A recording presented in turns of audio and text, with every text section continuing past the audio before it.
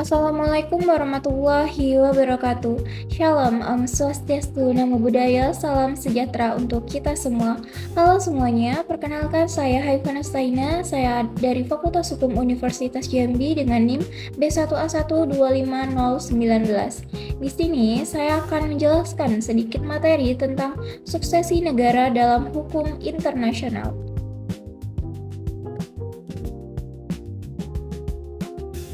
Suksesi negara merupakan suatu peristiwa yuridis di mana terjadi pergantian kedaulatan atau peralihan tanggung jawab atas suatu wilayah dalam hubungan internasional dari negara yang digantikan kepada negara yang menggantikan.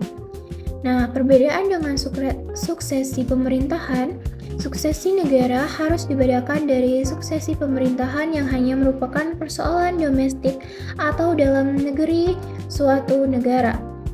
Berdasarkan prinsip kontinuitas negara, pergantian pemimpin, perubahan sistem pemerintahan, bahkan perubahan nama dan bentuk negara tidak akan mempengaruhi hak dan kewajiban internasional negara tersebut selama subjek hukumnya masih tetap sama. Kemudian ada bentuk suksesi negara. Yang pertama, suksesi universal. Suksesi universal terjadi ketika identitas internasional dari negara lama hilang sepenuhnya karena seluruh wilayahnya habis.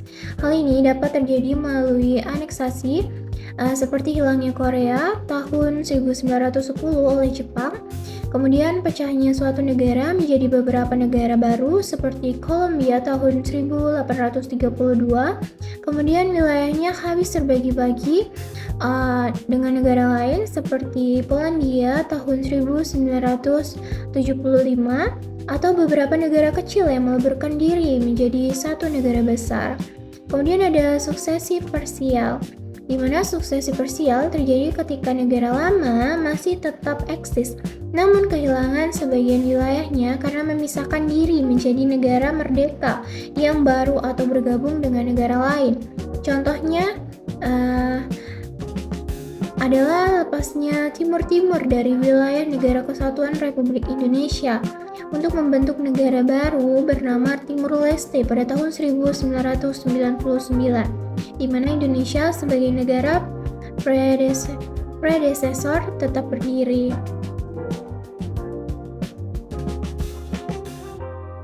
Pertama ada Common Doctrine.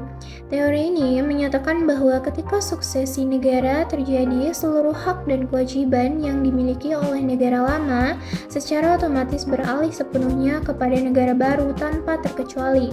Kemudian yang kedua ada Clean Slate Doctrine. Teori ini menyatakan bahwa negara yang baru merdeka berhak memulai hubungannya dengan lembar yang bersih. Berdasarkan doktrin ini, segala hak dan kewajiban dari negara lama tidak otomatis beralih, sehingga negara baru memiliki kebebasan penuh untuk memilih dan memilah perjanjian mana yang bersedia mereka lanjutkan. Kemudian yang ketiga ada teori kompromi. Teori ini merupakan jalan tengah yang mengkompromikan keberatan dari kedua teori sebelumnya melalui pembentukan perjanjian peralihan. Kemudian perjanjian ini mengatur garis besar atau prinsip-prinsip pengalihan state property, arsip, dan utang yang akan terus berlaku sepanjang para pihak tidak menentukan aturan lain di luar kesepakatan tersebut. Kemudian ada akibat hukum suksesi negara berdasarkan sektor. Yang pertama terhadap perjanjian internasional. Nah, pengalihan perjanjian internasional umumnya didasarkan pada Devolution Agreement dan asas Pacta Tertis nec nosus nec prosen, di mana perjanjian tidak menimbulkan hak atau kewajiban bagi pihak ketiga tanpa persetujuannya. Namun, negara baru tidak dapat menolak perjanjian yang berkaitan dengan wilayah, seperti perjanjian perbatasan wilayah dan hak melintas, karena kedudukannya yang suci demi menjaga perdamaian dan integritas teritorial. Itu terdapat pada pasal 11 Konvensi Wina 1978 dan pasal 62 ayat 2 Konvensi Wina 1969. Oleh karena itu, perbatasan tidak dapat diubah sepihak menggunakan doktrin. Nah, Selain itu, perjanjian HAM juga otomatis beralih demi menjamin standar minimum perlindungan penduduk agar tidak terputus pasca suksesi. Sebaliknya, perjanjian politik seperti ekstradisi, kemudian persahabatan dan jaminan itu tidak beralih otomatis, sedangkan perjanjian yang sifatnya sekadar kodifikasi hukum, kebiasaan internasional akan tetap mengikat negara suksesor. Kemudian yang kedua adalah terhadap harta benda negara. Nah, berdasarkan hukum kebiasaan internasional dan Konvensi Wina 1983, prinsip umum yang berlaku adalah harta benda negara milik pemerintah lama yang berada di wilayah suksesi beralih kepada negara baru tanpa kewajiban membayar ganti rugi atau kompensasi. Untuk benda tidak bergerak yang berada di luar wilayah suksesi, statusnya tetap menjadi milik negara lama jika negara tersebut masih eksis. Namun, jika negara lama bubar, aset tersebut akan dibagi di antara negara-negara suksesor. Di sisi lain, aset badan usaha milik negara atau BUMN digolongkan sebagai status privat karena operasionalnya tunduk pada hukum data nasional, sehingga negara tidak dapat menggunakan hak istimewa kekebalannya dan aset BUMN tidak serta-merta disita oleh negara baru. Kemudian yang ketiga, terhadap harta benda swasta. Nah, harta benda serta hak milik perseorangan atau perusahaan swasta yang bukan milik negara wajib dihormati dan dilindungi oleh negara baru, serta tidak dipengaruhi secara otomatis oleh suksesi negara. Apabila negara baru ingin mengambil alih atau melakukan nasionalisasi terhadap aset privat tersebut, mereka wajib memberikan kompensasi kepada pemiliknya berdasarkan prinsip hukum internasional yang memadai, segera, dan efektif. Kemudian yang keempat, terhadap arsip negara. Arsip negara meliputi dokumen, koleksi numismatik, dan dokumen ikonografi, foto, film, serta benda-benda bernilai sejarah dan arkeologi yang berkaitan dengan wilayah suksesi akan beralih kepada negara baru tanpa kompensasi pada saat suksesi terjadi. Nah, konvensi juga mewajibkan negara lama membantu mengembalikan arsip wilayah bekas jajahannya. Jika terjadi penggabungan atau pemisahan wilayah, arsip beralih kepada negara suksesor, sedangkan dalam kasus disintegrasi, arsip dibagi berdasarkan relevansinya bagi masing-masing negara baru yang terbentuk. Kemudian, yang kelima, terhadap utang negara. Masalah utang negara merupakan hal yang sangat sensitif dan sering kali diselesaikan lewat perjanjian khusus. Jika tidak ada perjanjian, utang daerah dari wilayah yang memisahkan diri wajib dibayar oleh negara baru berdasarkan teori taking the burden with the benefits. Beban ini jika negara lama bubar, utang pusat dibagi secara adil dan proporsional. Kemudian, dengan menyesuaikan jumlah penduduk, luas wilayah, kekayaan alam, dan pendapatan pajak, namun bagi kasus negara yang baru merdeka dari penjajahan, pasal 38 Konvensi Wina 1983 menegaskan bahwa tidak ada utang negara yang beralih kepada negara baru tersebut. Kemudian yang keenam, terhadap kewarganegaraan meskipun Konvensi Wina 1978 dan 1983 tidak mengatur masalah kewarganegaraan, dalam praktik internasional, penduduk di wilayah suksesi diberikan kebebasan memilih untuk tetap memegang kewarganegaraan negara lama atau berganti menjadi warga negara baru berdasarkan Deklarasi HAM Universal 1948 dan Konvensi Reduksi Statelessness 1961. Negara predesesor maupun suksesor memiliki kewajiban hukum untuk mengatur instrumen nasionalnya demi menjamin agar tidak ada penduduk yang menjadi tanpa kewarganegaraan akibat suksesi. Kemudian yang ketujuh, terhadap keanggotaan pada organisasi internasional. Nah, status keanggotaan di organisasi internasional ditentukan oleh konstitusi organisasi masing-masing, di mana negara baru umumnya harus mengikuti aturan mendaftar ulang sebagai anggota baru. Namun, jika ada pengakuan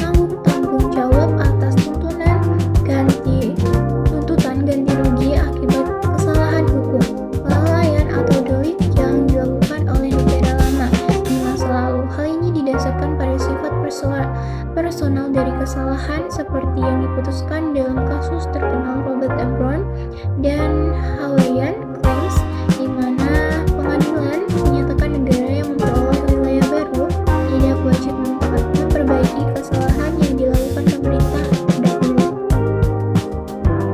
Selanjutnya, suksesi negara di Indonesia. Yang pertama, kemerdekaan Republik Indonesia pada tahun 1945 dari kolonial Belanda. Indonesia secara resmi memperoleh pengakuan kedaulatan dari Belanda melalui Perjanjian Konferensi Meja Bundar pada 1949 yang dilengkapi Perjanjian Peralihan. Berdasarkan pada pasal 5 Perjanjian KMB dan Surat Departemen Luar Negeri Republik Indonesia tahun 1972, ditegaskan bahwa perjanjian internasional yang dibuat Belanda tidak otomatis mengikat Indonesia kecuali perjanjian perbatasan. Hal ini terbukti dalam kasus penolakan ekstradisi Kapten Westerling di Singapura dan kasus awak kapal di Bikelo di Hong Kong, di mana perjanjian ekstradisi lama antara Belanda dengan Inggris tidak bisa diberlakukan otomatis terhadap Indonesia.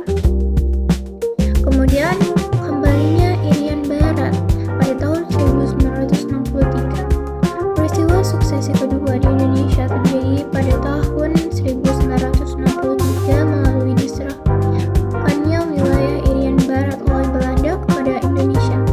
Proses pengalihan kedaulatan ini dilakukan secara resmi melalui mekanisme referendum di bawah pengawasan langsung dari Organisasi Perserikatan Bangsa-Bangsa, dan kemudian menjadikan wilayah tersebut menjadi sebagai Provinsi Indonesia yang ke-26. Kemudian, yang ketiga, lepasnya Timur Leste pada tahun 1999. Suksesi ketiga terjadi saat Timur Timur lepas dari NKRI setelah 78,5% warganya memilih merdeka melalui jejak pendapat tanggal 30 Agustus 1999. Secara hukum internasional, peristiwa ini membawa implikasi yuridis pasca suksesi. Aset negara milik Indonesia di sana otomatis beralih menjadi milik Timur Leste tanpa ganti rugi, sedangkan aset swasta wajib dilindungi oleh pemerintah Timur Leste.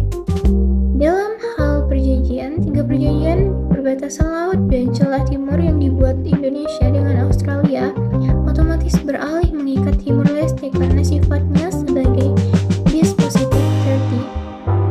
Sementara untuk utang proyek berdasarkan prinsip taking the burden with the benefits pada Loan Agreement pada tahun 1980, Timur Leste wajib melanjutkan pembayaran 60% sisa utang luar negeri tersebut karena wilayahnya yang menerima bagian terbesar dari manfaat dana pinjaman tersebut, sedangkan Indonesia melanjutkan sisa utang yang digunakan untuk wilayah NTT.